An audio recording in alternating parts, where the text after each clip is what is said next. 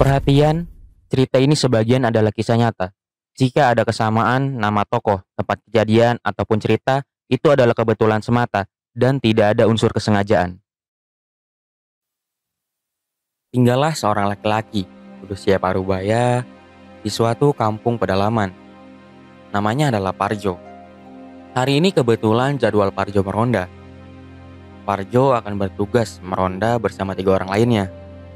Karena kini waktu sudah menunjukkan pukul 11 malam. Parjo pun sudah bersiap untuk pergi meronda. Jarak antara rumahnya dengan pos ronda sedikit lumayan. Untuk sampai pos ronda, Parjo harus melewati banyak pepohonan yang menjulang tinggi. Salah satunya adalah pohon beringin yang dekat dengan kali. Dan juga pohon bambu yang dekat dengan sebuah lapangan kecil. Dari sana Parjo masih harus berjalan lurus sekitar 200 meter lagi. Barulah ia akan sampai di pos ronda. Saat berjalan menuju pos, Parjo melihat sekeliling. Rasanya seperti tidak ada tanda-tanda kehidupan. Rasa sepi, sangat sepi. Tapi bagi Parjo ini adalah hal yang wajar. Memangnya mau mengharapkan hal apa? Ini sudah jam 11 malam lebih. Ini juga di sebuah kampung pedalaman. Hal inilah yang akan didapatinya ketika saat keluar tengah malam. Apalagi hujan mengguyur deras tadi. Dan rintik kecil hujannya masih mengguyur saat ini. Menambah suasana malam menjadi terasa lebih hening. Tapi Parjo bersikap cuek dan terus melanjutkan perjalanannya. Parjo yang meneruskan perjalanannya kini akan melewati pohon beringin dekat kali. Sembari memasukkan kedua tangannya ke saku celana, Parjo pun melihat ke sekeliling. Ia tak menemukan apa-apa. Rumah-rumah warga di sekitar sudah terkunci rapat. Tak ada satupun warga yang bisa ia temui di sana. Hanya ada sebuah pohon beringin besar, di mana daun rimbunnya seperti menari di terpa angin malam. Juga sebuah kali di bawah jembatan yang airnya mengalir deras karena sehabis hujan. Lalu Parjo meneruskan langkahnya. Kini ia akan melewati pohon-pohon bambu dekat lapangan kecil. Sembari merogoh pemantik di saku celananya, Parjo pun mulai menyalakan rokok. Dengan santai ia melewati pepohonan bambu di sana sambil melepus rokoknya. Parjo juga tak menemukan apa-apa di sini. Hanya ada dirinya sendiri yang meninggalkan jejak kaki di jalan setapak. Kalaupun ada hal lain, itu adalah suara jangkrik yang berasal dari sela-sela pohon bambu. Juga suara kodok yang saling bersahut dari arah lapangan rumput di seberangnya. Kurang lebih hanya itulah yang bisa Parjo temukan di sepanjang jalan. Sampai akhirnya, Parjo pun sampai di pos ronda. Parjo yang sudah sampai di pos ronda pun menggelengkan kepala. Ia melihat pos ronda masih dalam keadaan sepi. Semua rekan rondanya belum ada yang datang. Dibilang kecewa, Parjo memang agak kecewa. Tapi mau bagaimana lagi?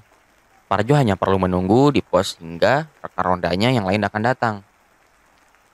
Karena merasa sepi, Parjo berinisiatif untuk menyalakan radio yang ada di pos ronda. Radionya sendiri disimpan di dalam ruangan kecil, di mana kunci ruangannya diselipkan di salah satu bagian pos ronda. Parjo sendiri tahu di mana letak kuncinya berada. Ia lekas mengambilnya, lalu membuka ruang kecil di sana dan mengambil radio. Kemudian Parjo menyalakan radio tersebut. Suasana di sekitar Parjo kini tidak terlalu hening. Ada suara radio yang menyala di dekatnya. Parjo terus mencoba memutar penala radio dan berhenti ketika mendapat siaran tembang Jawa.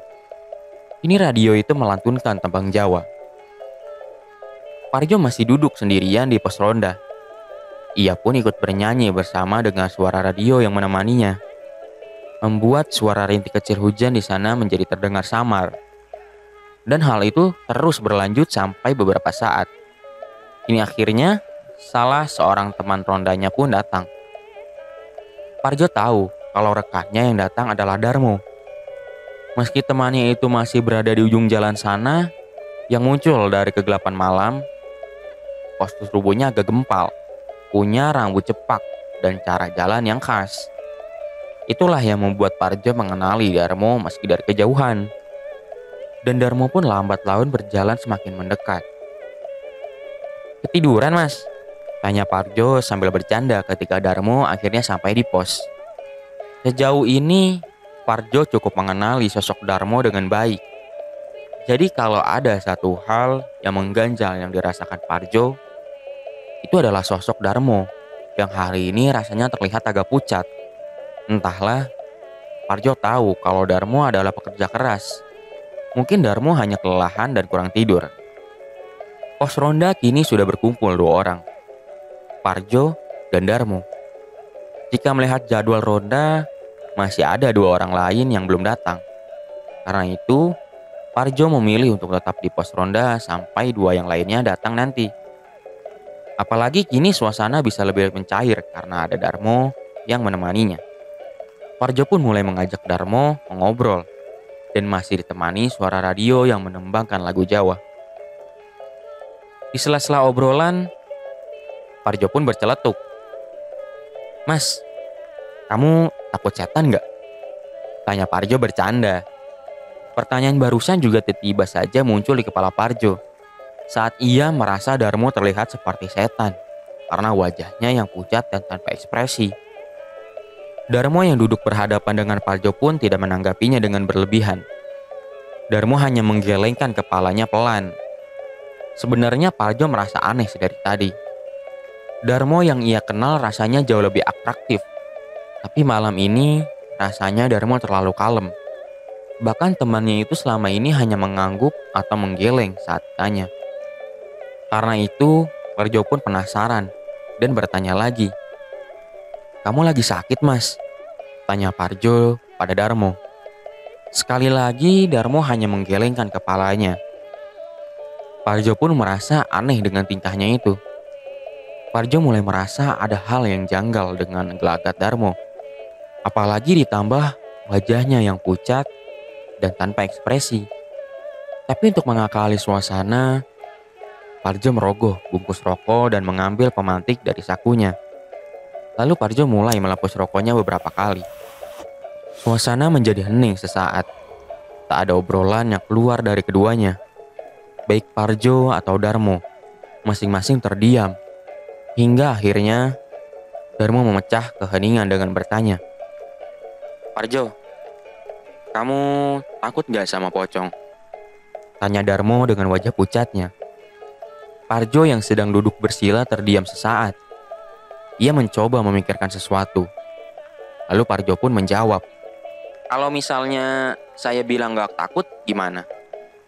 Mendengar jawaban itu, Darmo hanya menggeleng tanpa ekspresi. Lalu Parjo pun meneruskan. Terus, kalau saya bilang takut gimana? Tanya Parjo kepada Darmo yang sedang menatapnya dingin. Mendengar ucapan Parjo barusan, Darmo kini tersenyum menyeringai dengan wajah pucatnya. Parjo sepertinya sudah mulai menyadari sesuatu. Ia mulai memahami hal janggal yang terjadi pada sosok Darmo. Untuk memastikan kebenarannya, Parjo bertanya kembali. Mas, besok aku mau pinjami kamu pancingan, mau nggak? Tanya Parjo kepada Darmo yang sedari tadi menatapnya tanpa berkedip. Ada alasan dasar kenapa Parjo menanyakan hal barusan. Parjo tahu kalau Darmo itu suka sekali memancing. Bahkan kalau Darmo hendak memancing, ia akan menemui Parjo, lalu meminjam pancingan Parjo dengan paksa. Tapi Parjo selalu menolak karena pancingan miliknya bagus dan mahal. Jadi seharusnya tawarannya barusan akan membuat Darmo menjadi sumringah. Parjo yang menunggu jawaban Darmo mulai agak sedikit merinding.